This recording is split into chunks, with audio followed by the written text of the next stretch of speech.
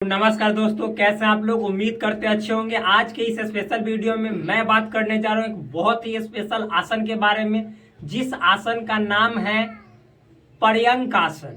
क्या नाम है मेरे दोस्त? पर्यंक आसन। कैसे किया जाता है पर्यंक आसन, एक एक बातों को मैं डिटेल में यहाँ पे आप सभी को बताऊंगा। और पर्यंक आसन करने के क्या क्या फायदे हैं, क्या क्या बेनिफिट्स है, वो सभी बातें आपको इसी वीडियो के माध्यम से मिलेगा। तो इन सभी बातों को बताने के लिए मेरे पास जिस सोर्स का इस्तेमाल मैं आप सभी के सामने करता हूं, वो देखिए एक पुस्तक है जिसका नाम है संपूर्ण योग विद्या, जो कि राजीव जैन त्रिलोक जी द्वारा लिखित है। ये योग की एक बहुत सुंदर पुस्तक है और बहुत ही एक तरह से देखा जाए तो उपयोगी पुस्तक है। इसमें योग की सभी बातें अच्छी तरह से लिखी हुई है। तो मेरे दोस्त, मैं इसी पुस्तक के सहारे आपको एक एक चीज बतलाता हूँ। विदाउट इस पुस्तक को मैं सब चीज बतला सकता हूँ, क्योंकि मुझे ऑलरेडी मैंने इसका एक्सपीरियंस किया है, पढ़ा है, अपने बॉडी पे इसको पूरी तरह से मतलब कि जैसे करके अनुभव प्राप्त किया है। तो मेरे दोस्त, इसके लिए कोई दिक्कत वाली बात नहीं। लेकिन हाँ, आजकल का ऐसा समय आ चुका है कि लोगों को विश्वास के लिए अगर जो सही आप सोर्स रख कर और उस सोर्स से आप बताओ नहीं, तो फिर वो विश्वास नहीं कर पाता है। मुझे ऐसा लगता है, लेकिन ऐसा बात नहीं है। बहुत लोग मतलब हैं जो आपको विश्वास करते हैं जब आपके हुनर को देख लेते हैं। तो चलिए, मैं इसीलिए इसको मैं मतलब कि जैसे पढ़ता हूँ और तब आप लोग के सामने रिप्रेजेंट करता हूँ। तो देखिए यहाँ पे मेरे दोस्त क्या है, देखिए लिखा हुआ है पर्यंक आसन। पर्यंक आसन लिखा हुआ शाब्दिक अर्थ, मतलब पर्यंक आसन का शाब्दिक अर्थ क्या है? तो पर्यंक का अर्थ होता है बिस्तर। बिस्तर मतलब बिछावन। आप लोग जानते हैं पर्यंक मतलब बिस्तर, बिस्तर मतलब बिछावन। विधि, इसको करने की विधि क्या है, कैसे किया जाता है पर्यंक आसन, चलिए मैं शुरू करता हूँ। सबसे पहले पढ़ लेते हैं। लिखा है वज्रासन में बैठे। वज्रासन में आपको बैठना है, पीठ की तरफ झुके, फिर पीठ की तरफ झुकना है। कैसे झुकना है सभी बातों को मैं बतलाऊंगा। फिर लिखा हुआ है इस आसन में केवल सिर के ऊर्ध्व भाग को जमीन पर स्पर्श कराए। सिर के ऊर्ध्व भाग, जो उठा हुआ भाग है, इसको जमीन पे टच कराना है। फिर उसके बाद लिखा हुआ है मेरे दोस्त, पीठ और गर्दन को ऊपर उठाए जैसे पुल का निर्माण। पीठ को भी ऊपर उठाना है और गर्दन को भी ऊपर उठाना है। फिर उसके बाद हाथों को सिर के पास ले जाकर आपस में बांध ले, और हाथ को सिर के पास ले जाकर आपस में बांध लेना है। अर्थात दाहिने हाथ से बाएं हाथ की कोहनी। अब बांधना कैसे है? तो दाहिना हाथ से बाएं हाथ की कोहनी, कोहनी यहाँ पे लिखा हुआ है, कोहनी, कोहनी ये है। और फिर इससे ये मतलब बाएं हाथ से दाएं हाथ की कोहनी ऐसे पकड़ना है। फिर कोहनी को पकड़े, स्वाभाविक रूप से श्वास ले। श्वास मतलब सामान्य रूप से लेना है। लगभग 40 से 50 सेकंड रुकना है, इसमें लिखा हुआ है। हाथों को छोड़ देना है। उसके बाद फिर वापस वज्रासन में आ जाना है, और आने के बाद पैरों को एक एक करके सीधा कर लेना है। और अब शवासन में, यानी उसके बाद शवासन में विश्राम भी करना है। आगे लिखा हुआ है समय, अभ्यस्त होने के बाद 50 सेकंड से लेकर 3 मिनट या 2 से 3 बार कर सकते हैं। जब आप इस आसन में पूरी तरह से एक्सपर्टाइज हो जाए, अभ्यस्त हो जाए, मतलब आप हैबिचुअल हो जाए, तो इस आसन को 50 सेकंड से लेकर 3 मिनट तक किया जा सकता है, या 2 से 3 बार भी आप कर सकते हैं। आगे लिखा हुआ श्वास क्रम, यानी जो ब्रीदिंग सिस्टम है, जो ब्रीदिंग का मतलब कि एक तरह से जो तरीका है, कैसे लिया जाता है, श्वास कैसे लिया जाता है, उसके बारे में। तो देखिए, पूर्ण आसन पर धीरे धीरे गहरा श्वास प्रश्वास करें। मूल अवस्था में लौटते समय श्वास ले। जब आप पर्यंक आसन पूर्ण रूप से मतलब कि कर ले, तो उसमें श्वास प्रश्वास यानी श्वास लेना और श्वास छोड़ना, इसको गहरा करना है और सामान्य बनाए रखना है। और जब आप पर्यंक आसन से वापस मूल अवस्था यानी पहले की स्थिति में आएंगे, तो आपको गहरा श्वास लेना है। आगे लिखा हुआ है लाभ। तो लाभ पहले हम ऐसे नहीं बताएंगे, पहले इसको करके दिखा देते हैं, फिर उसके बाद लाभ आप सभी के सामने शेयर करूंगा। तो चलिए, मैं लाभ आप लोगों को इस आसन को बताने के बाद बताऊंगा। तो मेरे दोस्त देखिए, मैं आपको बतलाता हूँ। सबसे पहले आपको तो मतलब वज्रासन में बैठना है। वज्रासन में कैसे बैठा जाता है? बिल्कुल इस तरह से, ऐसे, ठीक। तो मेरे दोस्त, ये वज्रासन है, इस तरह से हाथ रखेंगे तो ये वज्रासन हो जाएगा। फिर वज्रासन में बैठने के बाद हम अपने हाथ ऐसे कोहनी के बल पे ऐसे लेटेंगे, बिल्कुल इस तरह से, देखिए इस तरह से लेटेंगे। और फिर मेरे दोस्त, मैंने बोला है कि आपको ये जो सर का ऊर्ध्व भाग है, उस पे ऐसे को अपने आप को टिकाना है। पीठ ऊपर उठाना है, गर्दन ऊपर उठाना है। पुल का निर्माण, जैसे लगे कि पुल है, ब्रिज है, उस तरह से पुल का निर्माण करना है, गैप होना चाहिए। और फिर हमने बोला है कि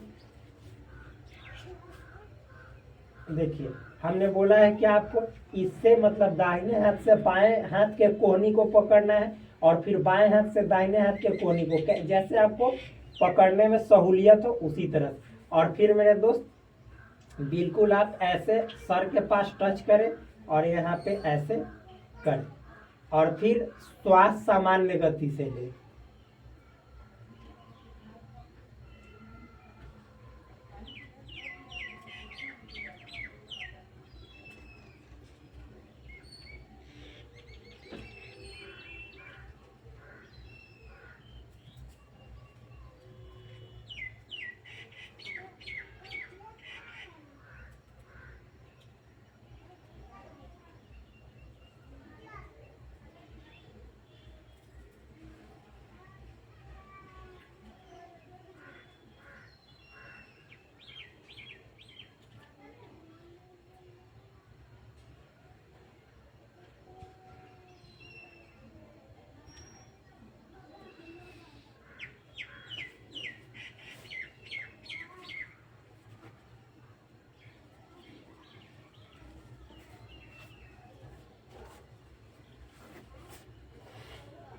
जब वापस हम आए हैं तो श्वास लेकर आए हैं, और जब हम पूर्ण पर्यंक आसन में पहुंच गए हैं तो सामान्य गति से श्वास ले रहे थे और छोड़ रहे थे। इस तरह से आपको 1 से 2 मिनट करना है, करेंगे तो बहुत ही आनंद आएगा। अब देखिए, इसको प्रतिदिन आप करेंगे तो क्या क्या आपको बेनिफिट्स होंगे, वो मैं बेनिफिट्स आपको बतलाता हूँ। तो मेरे दोस्त यहाँ पे लिखा हुआ है, देखिए यहाँ पे लिखा हुआ है, सबसे पहला बेनिफिट्स क्या है, लिखा हुआ है वज्रासन, सुप्त वज्रासन और मत्स्यासन के सभी लाभ मिलते हैं। यानी जो लाभ आपको वज्रासन से मिलेंगे, जो लाभ आपको सुप्त वज्रासन से मिलेंगे, जो लाभ आपको मत्स्यासन से मिलेंगे, वे सभी लाभ आपको पर्यंक आसन से भी मिलेंगे। ये बात पहला है। और वज्रासन से क्या लाभ मिलते हैं वो सब मैंने बता दिया, सुप्त वज्रासन से क्या लाभ मिलते हैं वो सब बता दिया, मत्स्यासन से क्या लाभ मिलेंगे ये आगे हम बताएंगे। लेकिन जितना बता दिए वो सब आप लोग जाकर प्लीज वीडियो पढ़ा वहाँ पे जाकर देखिए और अपने शरीर को स्वस्थ बनाइए और अपने देश को हमेशा आर्थिक विकास, सामाजिक विकास और फिर न्यायिक विकास और साथ ही साथ आप सभी हम सभी जानते हैं राजनीतिक विकास, इन सभी क्षेत्रों में बहुत ही अव्वल दर्जे मतलब कि प्राप्त करवाए पूरे विश्व स्तर पर। विश्व गुरु का दर्जा प्राप्त करवाने के लिए योग बहुत जरूरी है, क्योंकि जो करेगा योग सदा रहेगा निरोग, और जो सदा निरोग रहेगा वो हमेशा अपने शरीर के टेंशन से मुक्त रहेगा, उसके विचार जो है सो हमेशा स्वच्छ होंगे, स्वस्थ होंगे, और फिर वो इंसान हमेशा प्रगति के रास्ते पे जाएगा। और जब प्रगति के रास्ते पे जाएगा तो देश का विकास होना ही है। आगे देखिए, पृष्ठीय संस्थान पूर्णतः फैलते हैं, पीठ जो है सो फैलता है जिससे फुफ्फुस अच्छी तरह फैल जाता है। फुफ्फुस जहाँ श्वास वाला फुफ्फुस, आप लोग धमनी, फुफ्फुस, सीरा, जो स्टूडेंट्स एजुकेटेड होंगे, जो क्लास 10th में 9th को अच्छे से पढ़े होंगे, 8 को पढ़े होंगे, 11 12 को, वो सभी जानते होंगे कि फुफ्फुस, सीरा, फुफ्फुस, धमनी क्या होता है, ये सभी जानते होंगे। तो मेरे दोस्त आगे लिखा हुआ है, जब वो अच्छी तरह से फैलेगा तो जो श्वास के रोगी होंगे, यानी जिनको श्वसन से संबंधित किसी प्रकार की बीमारी होगी, समस्या होगी, उसमें बहुत ही ज़्यादा लाभ मिलेगा, यानी उसको ठीक करने में मदद करेगा। आगे देखिए, लिखा हुआ है गर्दन के स्नायु तन जाते हैं और गल ग्रंथि उत्तेजित हो जाते हैं, इस कारण यह ठीक काम करती है। जो आपका गर्दन है तो गर्दन का स्नायु ग्रंथि जो है, स्नायु तंत्र, जो दिमाग वाला नसें हैं, वो तन जाती है, और तन जाने के बाद गल ग्रंथि उत्तेजित हो जाता है, और फिर मतलब कि ये सभी प्रकार से मतलब गले की समस्याओं में लाभ पहुंचाता है। आगे लिखा हुआ है थायराइड के रोग को क्रमशः समाप्त करता है, और जो थायराइड के पेशेंट हैं उनके रोग को ये बिल्कुल ठीक करता है। आगे देखिए, अब मतलब कि सावधानी देखिए, सावधानी में क्या है, वे सभी सावधानियां रखें जो सुप्त वज्रासन के लिए है।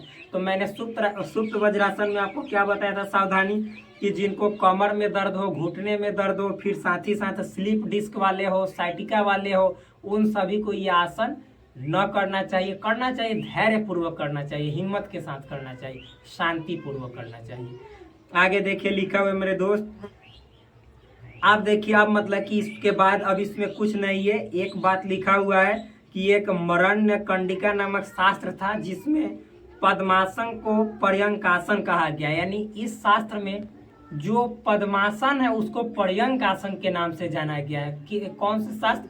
मरण्य कंडिका नामक शास्त्र में। और ये शास्त्र कितना पुराना है? 1070 साल पुराना है और ये उपलब्ध शास्त्र है, यानी अवेलेबल ग्रंथ है।